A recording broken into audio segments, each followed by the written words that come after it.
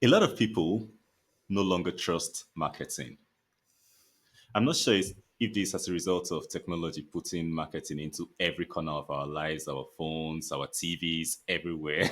But most businesses these days struggle to get around this block of distrust. And that's what today's episode, one way is what today's episode will be about.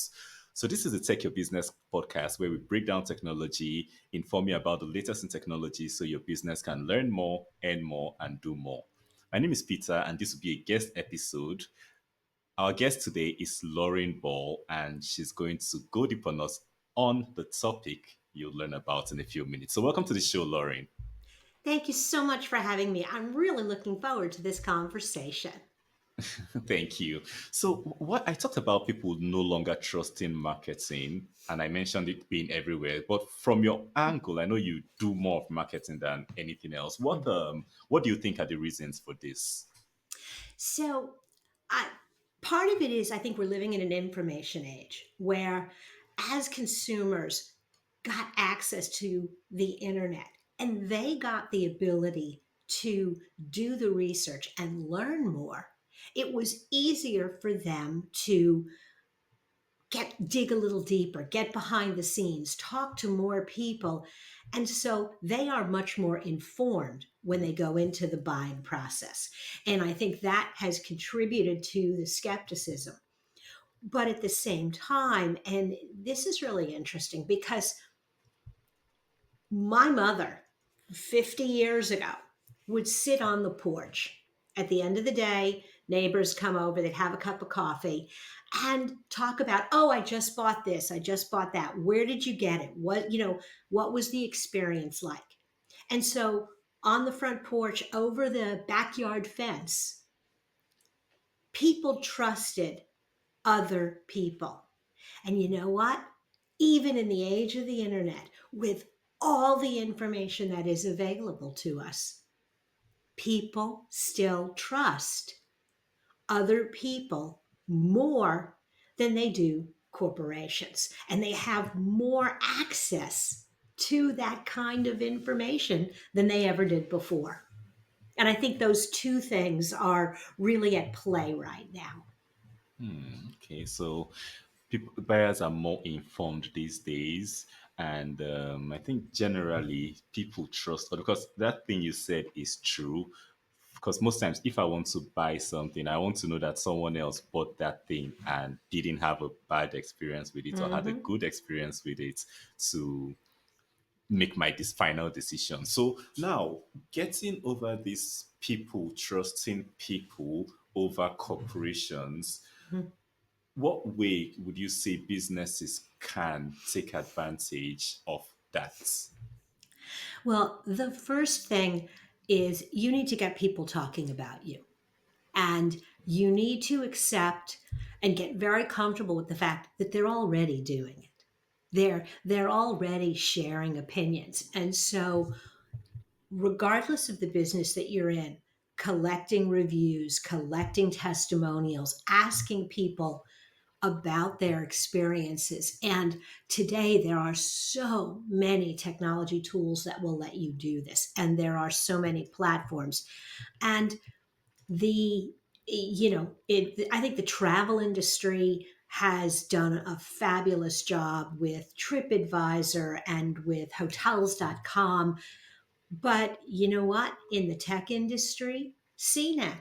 When I want to buy a new piece of technology, I don't just run out there and buy it. I'm reading reviews. I want to know what other people did.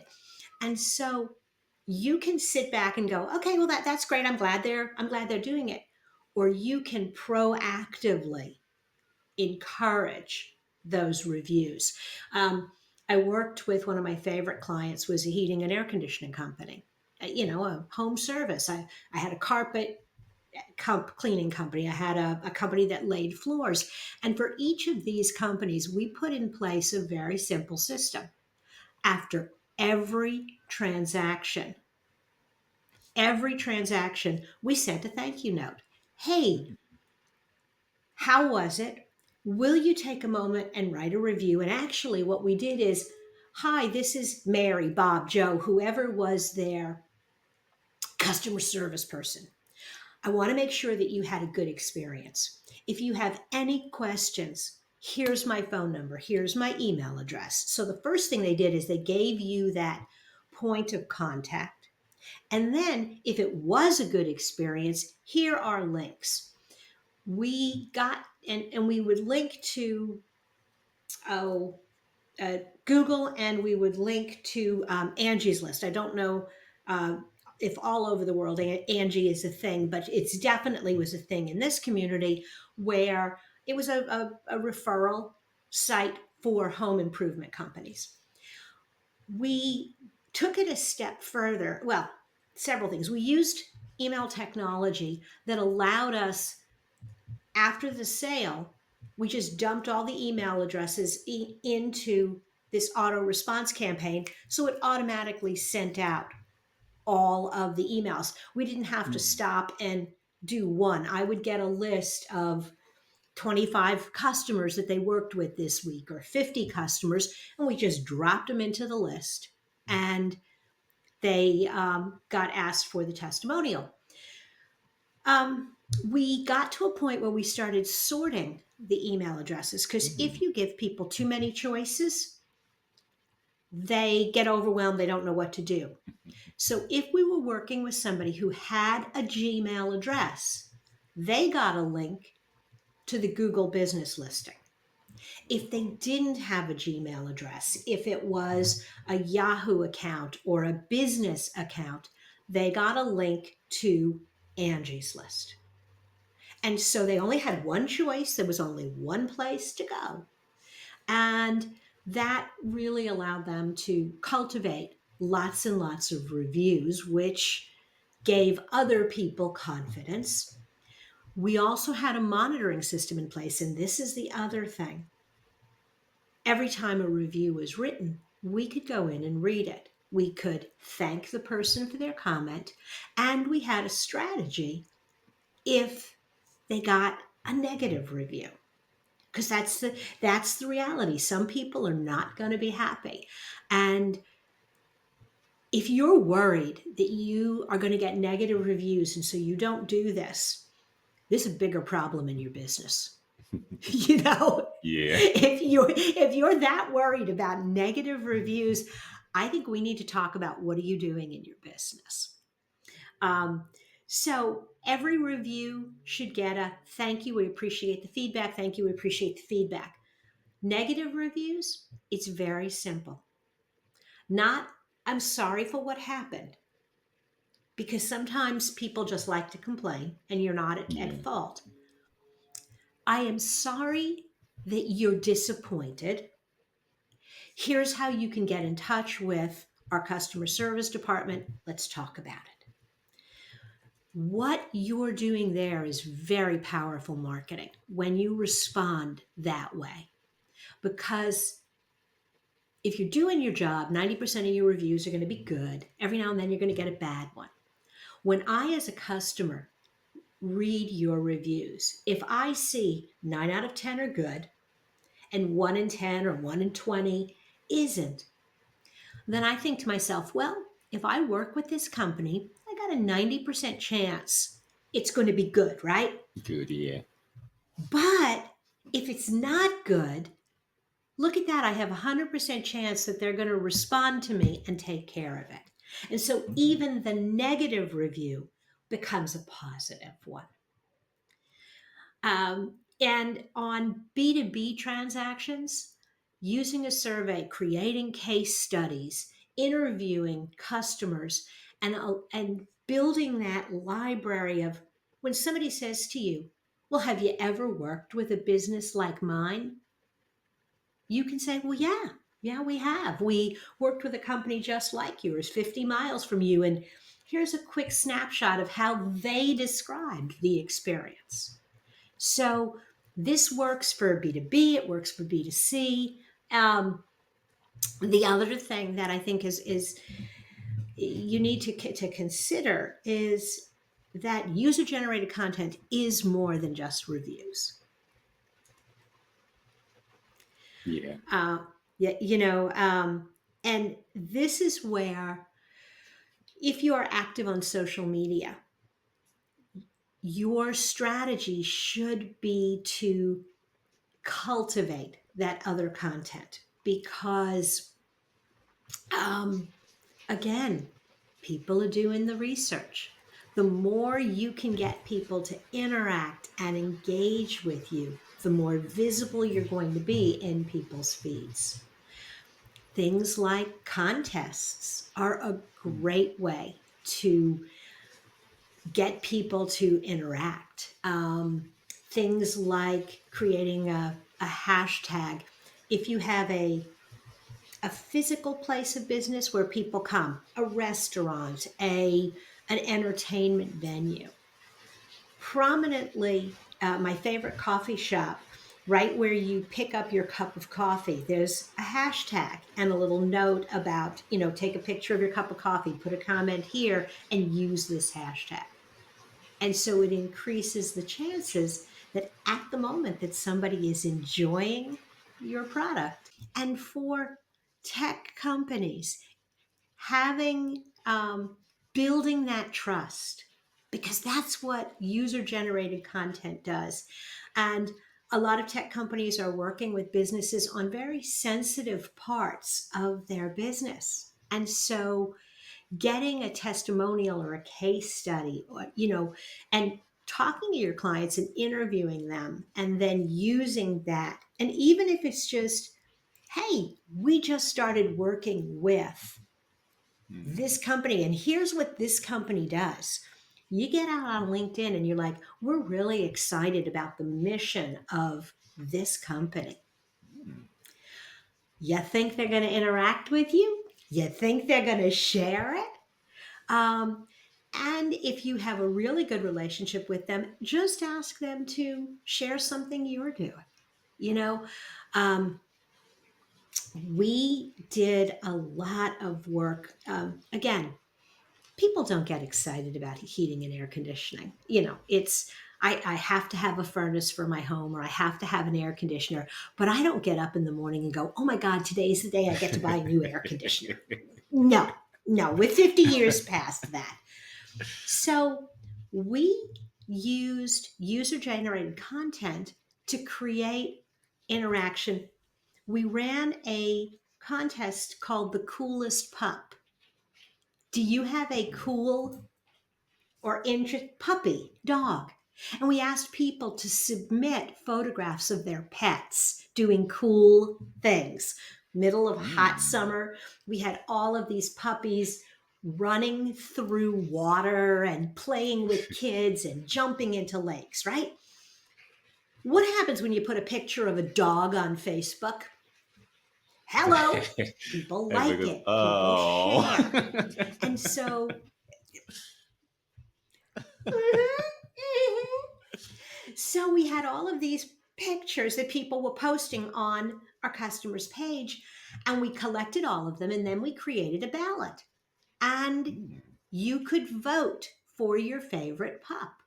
So, and there was a prize there was a puppy spa day. It was a groomer and some pet food.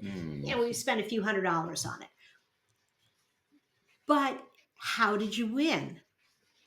You won by getting the most votes from your family and friends. In order for your family and friends to vote, they had to do two things. They had to give us their email address and their zip code. Why zip code? Because heating and air conditioning is a very localized business. Now, if I have all sorts of friends in Denver and Detroit and Des Moines, that's fabulous, but none of those people are going to be your customer. So we got, I don't know, 1,000, 2,000 votes, and then we sorted them by zip code. Anybody that wasn't local, we sent them an email, thanks for voting. Anybody who was local got on our email list, and they started getting newsletters once a month from our client. And then we gave away the prize and everybody was happy. So that strategy of user generated content and encouraging people to participate and engage with you is a great way to build your email list, to build your prospect list in certain businesses. I don't think you can do a puppy contest on LinkedIn for a law firm. I would not recommend it. You know, but the funny thing is that strategy is not all that different from something I did when I first got out of school and I was working for a heating and air conditioning manufacturer. And we did an oldest furnace contest. And we ran ads asking people, saying we were going to replace the oldest furnace in the community. What did that do? We got hundreds of people in the market who invited our contractor in to check their furnace, right? Hmm. We found the oldest furnace, we gave them a new one, and that's an expensive deal. But we got hundreds and hundreds of leads of people who had old furnaces that sooner or later, probably sooner, were going to need to be replaced. So I think that's the thing I love about technology, as marketing hasn't changed in all the years that I've done this. But what has changed are the tools and the way you can use the technology to do the same things you always did. True. True. No, that's those are really really creative ideas.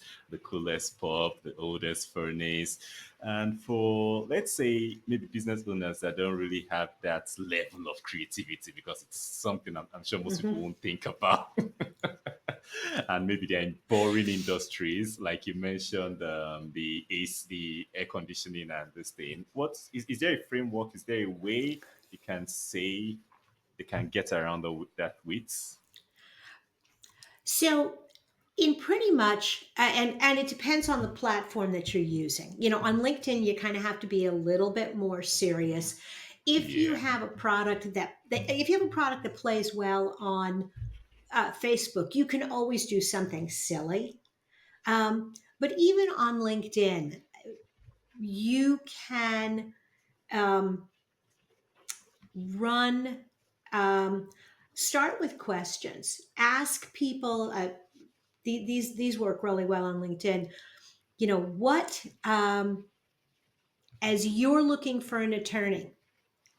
When is a time when you would need an attorney? When or share, would share, start by sharing maybe an example of a company that you worked with, and how would you solve this problem? What would you recommend? And you get all sorts of interaction. Or um, being a little bit vulnerable. A customer came and asked me this question, and here's what I said. What would you tell them? Or have you had this kind of situation? You can also, depending on the company and the industry, I'll give you this example. This was something that Twitter was really good for, and it makes me very sad that Twitter really sucks right now. There is no nice way to say it. It's not the same kind of platform. And I haven't really seen, though I think you can do this in other places. Jimmy Fallon used to do, he would ask a question on Twitter and he would read the answers that night on his show. And so what you have is a situation where um, people aren't getting a prize. They're just doing it because they want to be recognized by a celebrity nationally. So throwing out a question and asking people, Kellogg's, the cereal company, does this. What new flavor should we add? And people recommend the most outrageous flavors, and they make some of them. And so look at your product or service and think, what do people want to talk about? You had a plumber who, no, they were a car cleaning company. This was brilliant. They realized that when they detailed people's cars, they found some very strange things in trunks. And so they actually did a survey of companies just like theirs all across the country. And they got this hysterical collection, and then they shared it. And they said, we found this, but these guys found that. So Ooh. talking to your peers, doing surveys, collecting data, and then turning around and sharing it. When social media first started to really become a thing for businesses, we did an annual survey where we asked business owners how they were using social media, if they were using social media, and published the results. And people loved that report. They loved the survey. Um, and we got really good response. And it was 8 or 10 questions. We just asked them every year, so we had some history. Yeah. Nice. Okay. So So I think there are lots of ways to collect that. yes, yes, yes. I think I get the angle you're coming from. So it depends on the platform, it depends on the kind of business you're running.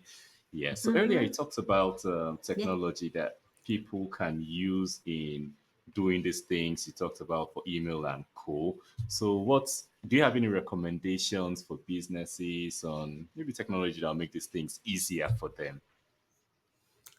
So I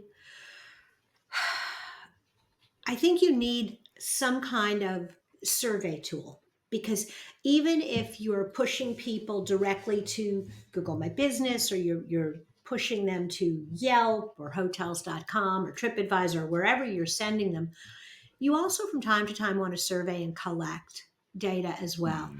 And quite honestly, I have used SurveyMonkey for years. It's simple, it's easy to use, it's relatively inexpensive.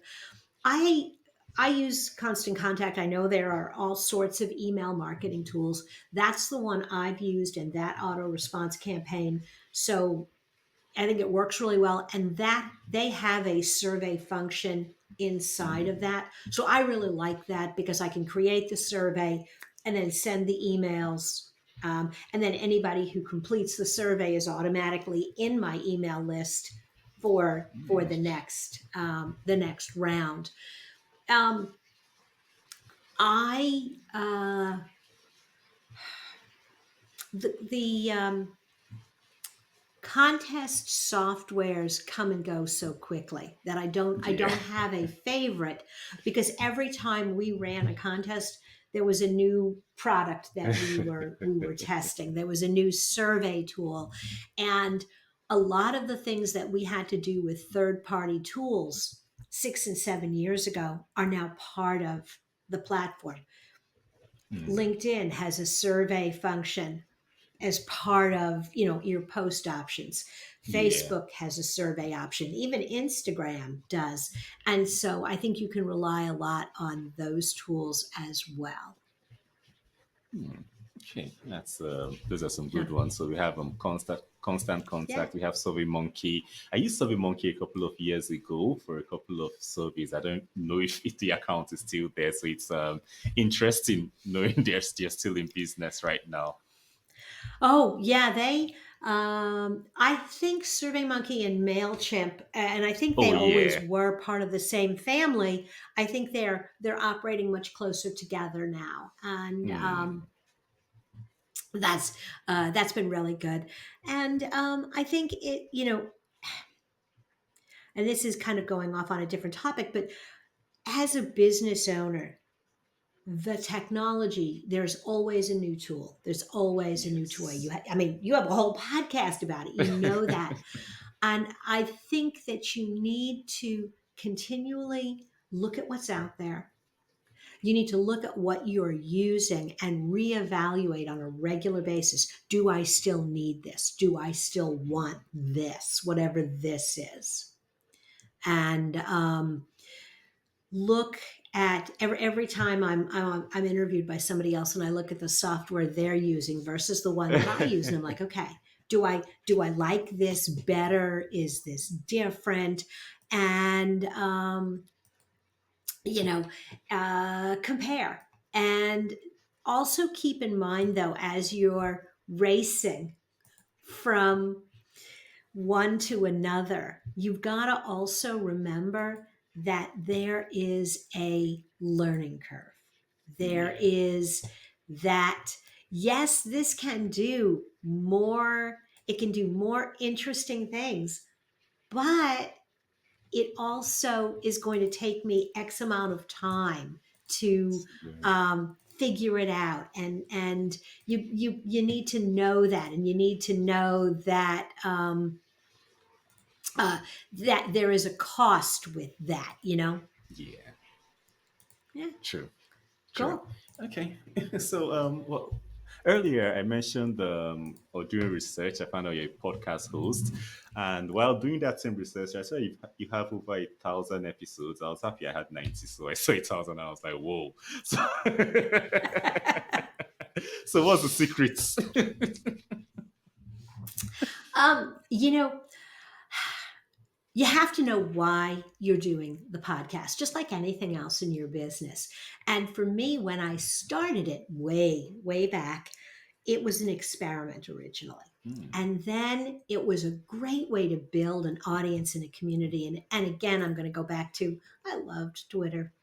We actually would do the show live, and we would live tweet during the show.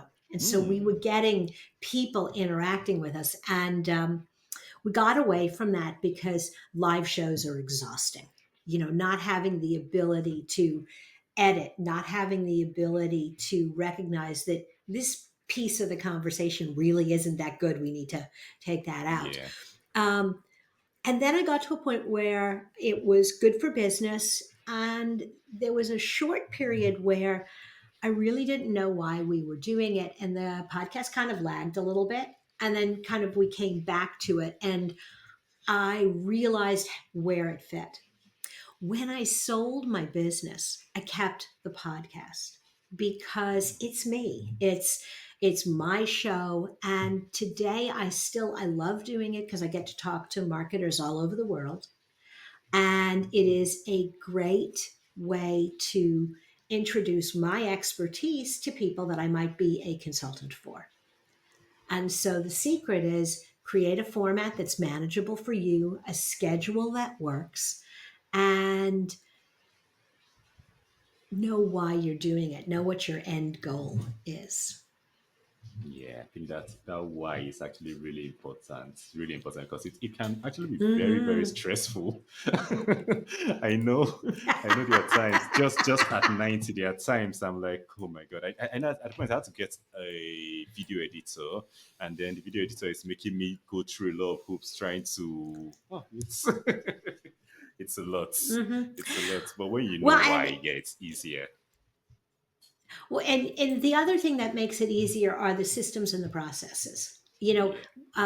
When I first made the transition to video, I mean, I've been doing this since 2010. It was an audio podcast back in the day. It was not a video, and I was very resistant for a very long time because it's another layer of work, you know.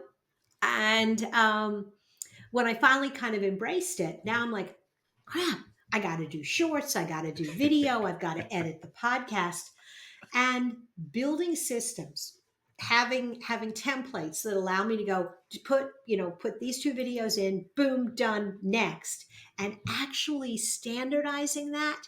I can knock out quite a few episodes. Having better recording equipment means less editing. My Yeah. podcasts sound better, and I'm doing less work than I used to. So it is a win win win. Really true. I remember my first like 3 or 4 episodes. I used the I think $3 or so mic, and it was so horrible because you had to adjust the sound and all that. I had to get Oh a my proper God. mic, Mhm. and these I days we had, don't even do much editing. I go back and I listen to some of those early conversations, and I cringe because the content is good. What we were Yeah. talking about is so good, and it is so hard to listen to those conversations because I was recording them on my iPhone, for goodness sakes. I put the phone on the desk and I hit record, and that was the audio file. And we weren't really editing. We were just laying the little music and putting them up. Yeah, it's a little different now. Just a little. It's a lot And actually. you also get better at it. The longer you do it, as a host, you get your rhythm down and you know where you want the show to go and how to control the question, the conversation. Sure. All right. So, for business owners, you've talked a lot about user-generated content. You've talked about reviews. You've talked about surveys. You've talked about contests and different ways. You've talked about the creative ways I'm sure Hmm. people can use to create their own user-generated content. So, if a business owner today wants to get started on creating their own user-generated content, what is one piece of advice, or what would you tell them to do to make it easier for them to get started? So, well, the first thing is kind of some simple rules of user generated content. If you want people to participate, you need to make it easy. They shouldn't have to jump through 10 hoops. Ask a simple question on social media. Um, do a simple form. Don't do a 30 question survey. Ain't nobody got time for that. You know, 4 questions, 6 questions, yes. Every question you add, fewer people will respond. So make number one, make it simple for the other person, for the people whose input you want to give you the input. The next thing is you got to say thank you. Social media is about ego. People post on social media because they want to be noticed, they want to be heard. And you will be amazed. You don't need big prizes, you don't need huge incentives. If you say thank you, if you acknowledge them, if you make them feel like you valued their input, they're going to be happy to participate. And if they're watching and other people are sharing content and you're, wow, this was great feedback that I got, and you thank them and you reshare them, I'm sitting there going, well, maybe I'll say something because maybe they'll make a big deal about me. Yeah. So keep it simple, say thank you, and use the content, use the best of what people say about you in every sales conversation. Let your customers tell your story. Yeah. So if you're listening, you've heard, keep it simple, say thank you. I've noticed that's actually really, really important. And Mhm. use it. Use the content from your users to, in every sales conversation, like you said, let your customers talk Mhm. about you. Yeah. So, Absolutely. yeah. No, go Oh, go ahead. ahead. Well, I was going to say it's just uh, do it a little at a time. Don't set ridiculous objectives. I'm going to have a contest and 500 people are going to participate. Maybe. Or maybe five will participate. But if five participate and one becomes a customer, is that a win? Yes. Sure. Start Sure. Okay. small. So, yes, that's small. That's another one too. So, can you tell the listeners or the watchers about you, what you Oh, do, who you serve, and where they can find you if they want to reach you after this episode? absolutely. So while I have and I can work with lots of businesses, where I really add value is companies that have been in business for a little while that have spent money on marketing and are not happy with the results, where they're looking for someone to come in and audit what they're doing and give them feedback, suggestions for improvement. One of the challenge is, and when I was running an agency, I was guilty of this. I didn't do it deliberately, but if you know that you build good websites, when you look at a website, you're always looking for, well, you could improve this and you could improve Yeah. this. And it's hard to step back and see the whole picture. I don't sell web design anymore. I don't sell social media anymore. All I do is sell the plan. And so I can look at all of your marketing and say, here's where I see the gaps. Here are the 5 steps you need to take to improve what you're doing. I can develop a framework if you're like, okay, I really want a new website. Here are the things that your web design company should do. And then business owners can take the outline, can take the plan back to their internal team, their web designer, or I can recommend people to do that. But my contribution is really the audit and the plan. If people are interested in getting a hold of me, you can always find me on LinkedIn, Lorraine Ball.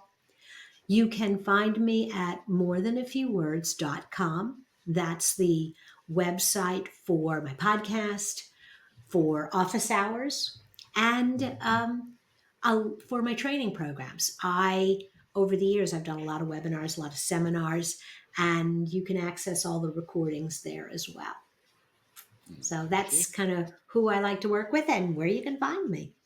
All right. So if you're listening, you've been in business, you've spent a lot of marketing and you're not happy with the results and you need someone to look over those results and give you a better plan on what to do properly, don't waste your money. You talk to Lorraine Ball. Find her on LinkedIn, find her on morethanafewwords.com, and you can connect there and get your marketing going. So you've heard the creative results, the creative examples she's giving. So if you want to get more than we can cover in this podcast, reach out to her.